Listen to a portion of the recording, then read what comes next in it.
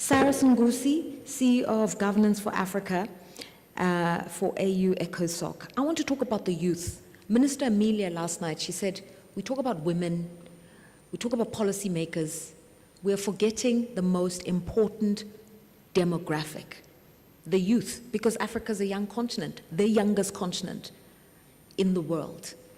So with young people about to enter the labor market, with young people about to enter the social system, how do we create conditions that allow them to move across borders freely? Because it's going to be our reality very, very soon.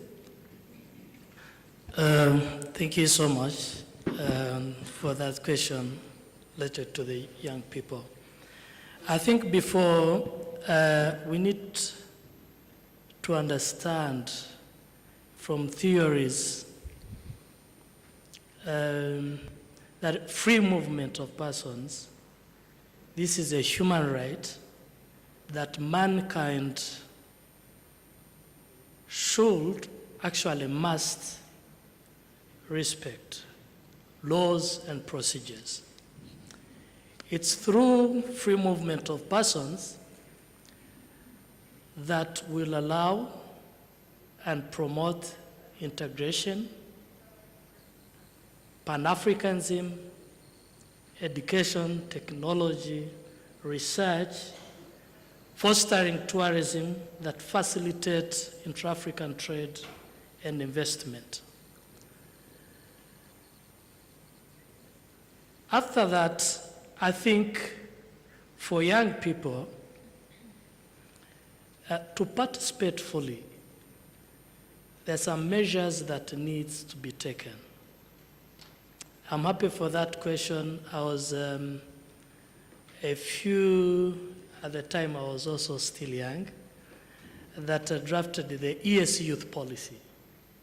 But in many of the meetings, when you attend, they are taken to side events.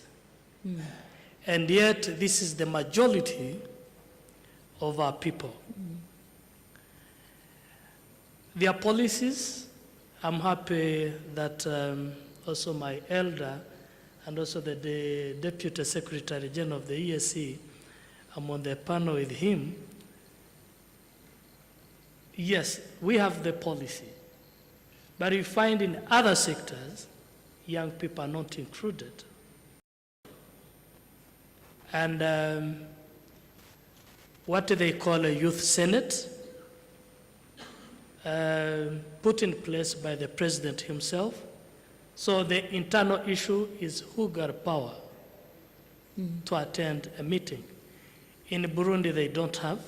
So when you go to the regional secretariat, they have a desk, and I think sometimes that desk can be moved. So it's really very hard.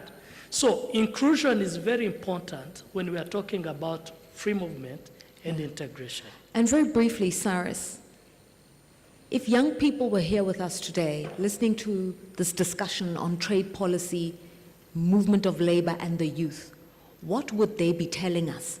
Where are the areas of economic interest for them? Because there's no point us formulating policies that don't really speak to the realities on the ground. Where do young people want to work? In which areas do they want to work? And where do they really need this kind of upliftment and empowerment? Yeah, it goes with the theme, from vision to action. I'll say from vision to implementation. So if they are here today, I think what they need, though I don't forget that some countries have really made effort for them to participate and give them space. We always talk about youth representation in decision lawmaking, but a case for Rwanda, you find even some young people who didn't come through the youth structures, but you find in the ministry, the permanent secretaries, even some ministers are really young people. But I think what is needed, it's inclusion, and also to make sure that their voice is heard. For example, this meeting yesterday, Someone was calling upon, if we had this meeting, we should have other regional RICs. But I also think other sectors, including youth, women, civil society, to participate. Because after the vision of FTA, now we are going into implementation.